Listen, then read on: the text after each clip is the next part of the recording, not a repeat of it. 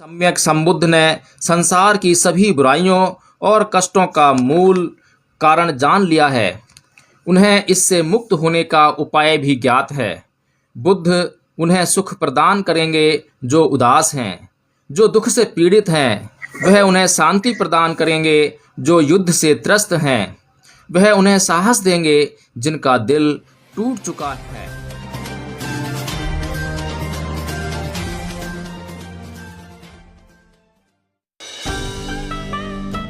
परम पूज्य डॉक्टर भीमराव अंबेडकर ने जिन बातों को इस पाठ में लिया है वो बहुत ही महत्वपूर्ण है और मैं कहूँगा कि ये धम्म का आधार है।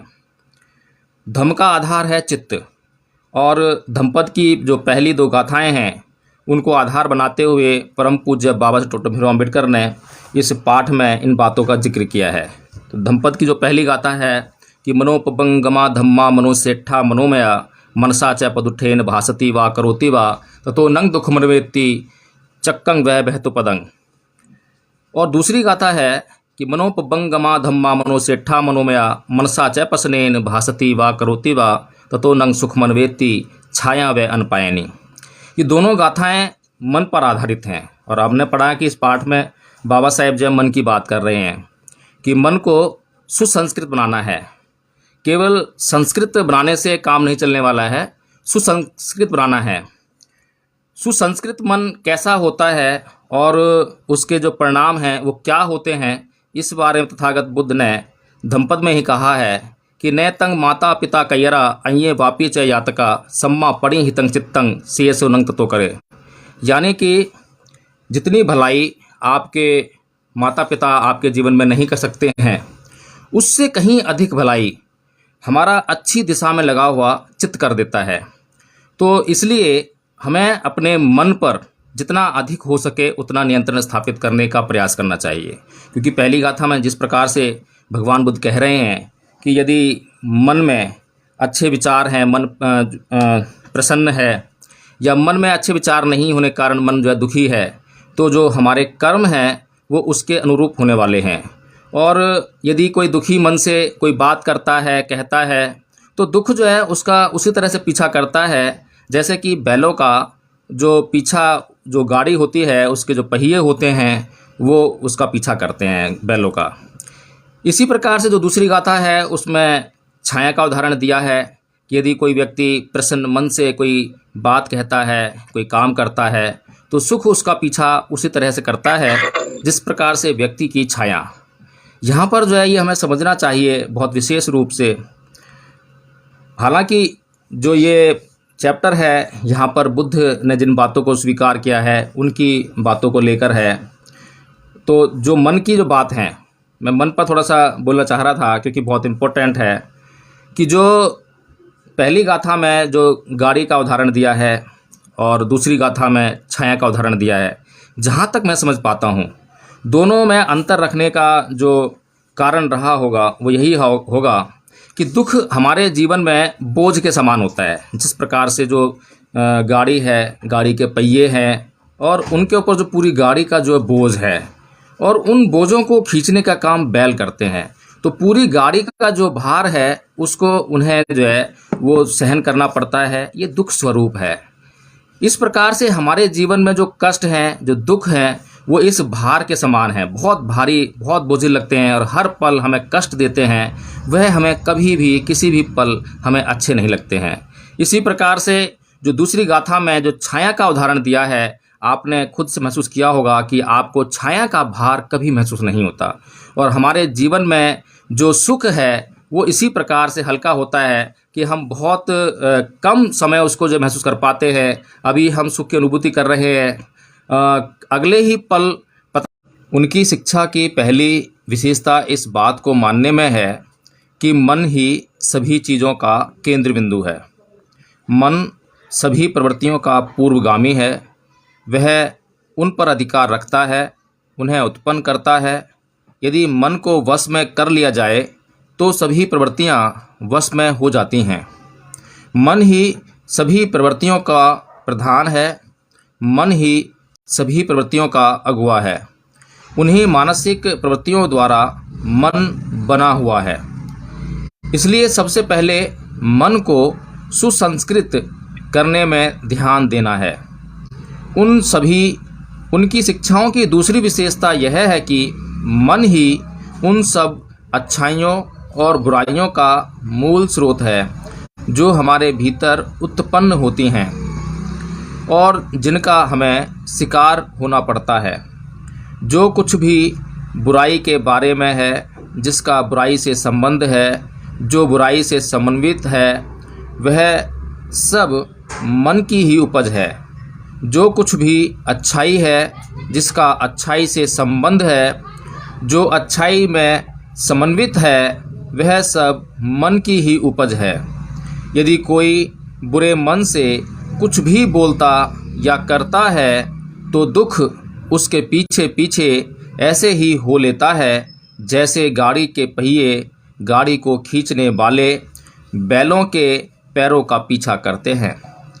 इसलिए अपने चित्त को निर्मल बनाए रखना ही धम्म का सार है। उनकी शिक्षाओं की तीसरी विशेषता है सभी अकुशल कर्मों से दूर रहना। उनकी शिक्षाओं की चौथी विशेषता है वास्तविक धम्म धार्मिक ग्रंथों के पाठन में नहीं है, बल्कि धार्मिक सिद्धांतों के पालन करने में है। क्या कोई कह सकता है कि बुद्ध का धम्म उनका स्वयं का आविष्कार यानी कृति नहीं था? उसका पहला भाग जो है बुद्ध और उनका महान कार्य है, तो उसके अंतर्गत पहला पाठ है धम्मोपदेश देना चाहिए अथवा नहीं। बहुत ही महत्वपूर्ण है। तो धम्मोपदेश देना चाहिए अथवा नहीं। संबोधि प्राप्त करने के पश्चात और अपना मार्ग निश्चित कर लेने के बाद बुद्ध के मन में एक संदेह पैदा हुआ। क्या उन्हें आगे बढ़कर अपने सिद्धांत का धम्मोपदेश देना चाहिए अथवा अपने पूर्ण ज्ञान में ही स्वयं को समर्पित रखना चाहिए? उन्होंने अपने मन में कहा, निसंदेह मैंने एक नया सिद्धांत पा लिया है, लेकिन एक सामान्य मनुष्य के लिए उसे स्वीकार करना और उसका अनुकरण करना कठिन है। बुद्धिमानों तक के लिए यह अति सूक्ष्म है। लोगों के लिए अपने आप को ईश्वर और आत्मा के माया जाल से मुक्त कर पाना कठिन है। लोगों के लिए बलि यानी यज्ञ इत्यादि अनुष्ठानों और धार्मिक संस्कारों को छोड़ पाना कठिन है। लोगों के लिए ब्राह्मणी कर्मवाद को त्याग पाना कठिन है। लोगों के लिए आत्मा की नित्यता में अपने विश्वास को छोड़ पाना और मेरे इस सिद्धांत को मानना भी कठिन है कि आत्मा का कहीं कोई स्वतंत्र अस्तित्व नहीं है और मरने के बाद भी यह नहीं रहती है। मनुष्य स्वार्थरत है और वह इसी में मजा और आनंद लेता रहता है। लोगों के लिए मेरे न्याय संगत सिद्धांत को स्वार्थपरता के ऊपर रहकर स्वीकार कर पाना कठिन है।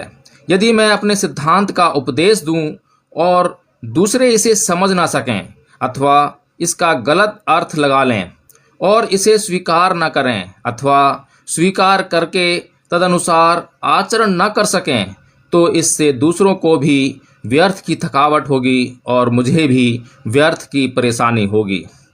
मैं संसार से दूर रहकर एक परिव्राजक का ही जीवन क्यों न बिताऊं और स्वयं को और अधिक परिपूर्ण बनाने के लिए अपने इस सिद्धांत का उपयोग करूं।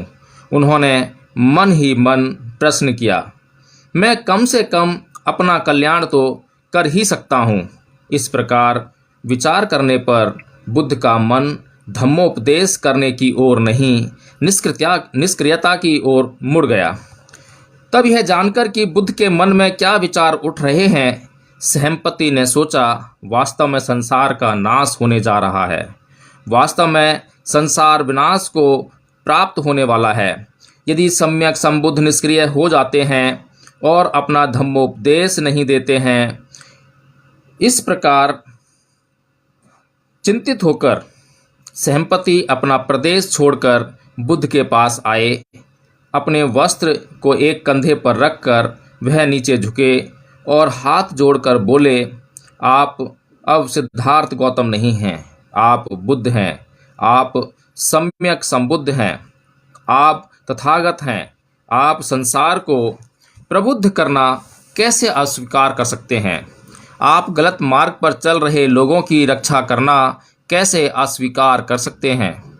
बहुत से प्राणी हैं जो मलिनता से भरे हैं और धम्मोपदेश न सुनने के कारण पतित हो रहे हैं। सहम्पति ने आगे कहा, तथागत, आप जानते हैं कि प्राचीन काल में लोगों के बीच एक पुराना दोषपूर्ण ब्राह्मणी धर्म पैदा हुआ था जिसमें बहुत बुराइयां थीं। तथागत, क्या अब आप उन लोगों के लिए अपने अमर सिद्धांत के द्वार नहीं खोलेंगे?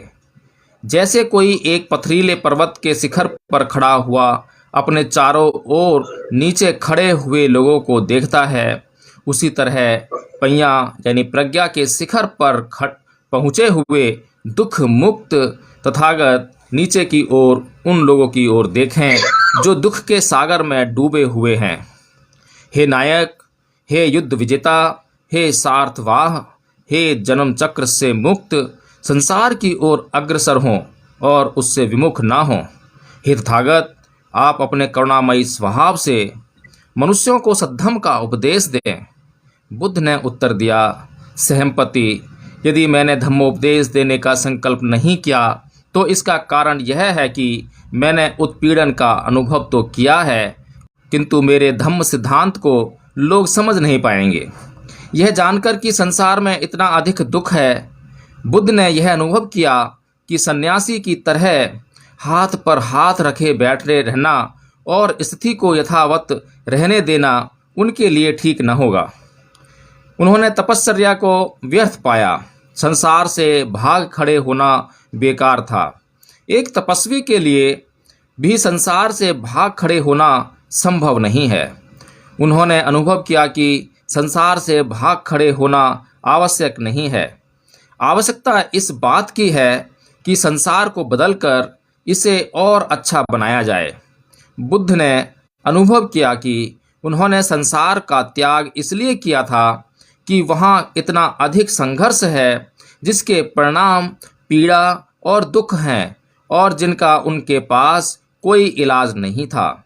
यदि वह सद्धम्म के प्रचार से संसार के कष्ट और दुख को दूर कर सकते हैं तो यह उनका कर्तव्य है कि वह संसार विमुख होकर उसकी सेवा करें और निष्क्रियता की मूर्ति बनकर चुपचाप न बैठे रहें। इसलिए बुद्ध ने सहम्पति का निवेदन स्वीकार किया और संसार को सद्धम्म का धम्मोपदेश देने का निश्चय किया। अगला पाठ है सहम्पति द्वारा मंगल समाचार की घोषणा। अध्यक्ष जी, अनुमति है?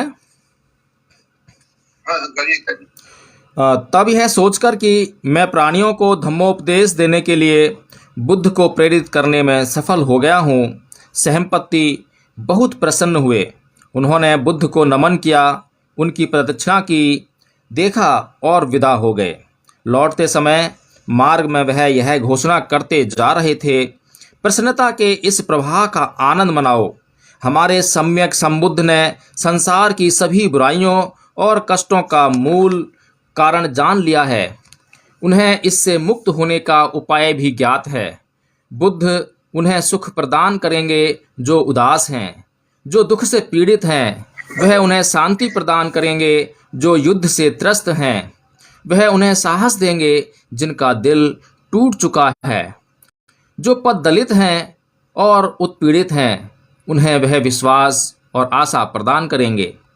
आप लोग जिन्हें जीवन के कष्टों को सहन करना पड़ता है, आप लोग जिन्हें अस्तित्व के लिए संघर्ष करना पड़ता है, आप लोग जो न्याय के लिए लालायित रहते हैं, अब प्रसन्नता के इस समाचार पर आनंद मनाएं। जो आहत हैं वे अपने जख्मों को भर लें, जो भूखे हैं वे अपना पेट भर लें, जो थके हैं वे विश्राम कर लें, जो प्यासे हैं वे अपनी प्यास बुझा लें, जो अंधकार में हैं वे प्रकाश पा लें, जो उदास हैं वे अब खुशी मनाएं। बुद्ध के सिद्धांत में मैत्री है, मैत्री यानी स्नेह है, जो उन असहाय लोगों को अपना बनाने की इच्छा उत्पन्न करती है, जिनका कोई नहीं है। उनका उत्थान करने के लिए उत्कट इच्छा पैदा होती है, जो पतित बना दिए गए हैं और जो उपेक्षित और पद दलित हैं, उनके लिए आगे बढ़ने का समता का पथ है। उनका सद्धम्म सिद्धांत न्याय संगत है और उनका उद्देश्य है पृथ्वी पर सद्धम्म का साम्राज्य स्थापित करना। उनका सद्धम्म सिद्धांत एक सत्य है, संपूर्ण सत्य, जो सत्य के अतिरिक्त और कुछ नहीं, केवल सत्य ही सत्य है। धन्य हैं सम्यक संबुद्ध, क्योंकि उनका पथ तर्क का पथ है और वह अंधविश्वासों से मुक्ति का मार्ग है। धन्य है वह सम्यक संबुद्ध जो मध्यम मार्ग का धम्मोपदेश करते हैं। धन्य है वह सम्यक संबुद्ध जो सद्धम्म का धम्मोपदेश करते हैं। धन्य है वह सम्यक संबुद्ध जो शांति प्रद निब्बान का धम्मोपदेश देते हैं। धन्य है वह सम्यक संबुद्ध जो मेता यानी मैत्री, करुणा और भाईचारे की शिक्षा देते हैं, ताकि संपर्क में आने वाले प्रत्येक मनुष्य को निब्बान प्राप्ति में सुविधा हो। अध्यक्ष जी, अंतिम इसका पाठ है, उसको भी खत्म कर लूँगा आज्ञा हो तो। जी। 2 तरह की धम्म दीक्षा। बुद्ध की धम्म प्रचार की योजना में धम्म दीक्षा के 2 अर्थ हैं। पहली भिक्खु संघ की दीक्षा, पवज्जा एवं उपसंपदा। दूसरी उपासक के रूप में गृहस्थ की दीक्षा अथवा बौद्ध धम्म के साधारण अनुयायी की दीक्षा। 4 बातों को छोड़कर शेष में भिक्खु और उपासक के जीवन मार्ग में कोई अंतर नहीं है। एक उपासक गृहस्थ बना रहता है, एक भिक्खु गृह त्यागी परिव्राजक बन जाता है। उपासक और भिक्खु दोनों के लिए अपने जीवन में कुछ नियमों का पालन करना अनिवार्य है। भिक्खु के लिए वे संकल्प हैं और उनका उल्लंघन करना दंडनीय है। उपासक के लिए वे केवल निर्देश हैं, जिनका उसे अपनी सामर्थ्य के अनुसार अनिवार्य रूप से पालन करना चाहिए। एक उपासक संपत्ति रख सकता है, एक भिक्खु कोई संपत्ति नहीं रख सकता। एक उपासक बनने के लिए किसी संस्कार की आवश्यकता नहीं है। एक भिक्खु बनने के लिए उपसंपदा संस्कार आवश्यक है। बुद्ध ने दीक्षा के लिए आने वालों को उनकी इच्छा के अनुसार ही उन्हें उपासक अथवा भिक्खु बनाया। एक उपासक जब चाहे भिक्खु बन सकता है। एक भिक्खु उस स्थिति में भिक्खु नहीं रहता जब वह अपने मुख्य संकल्पों का उल्लंघन करता है या जब वह स्वेच्छा से संघ की सदस्यता का त्याग कर देता है।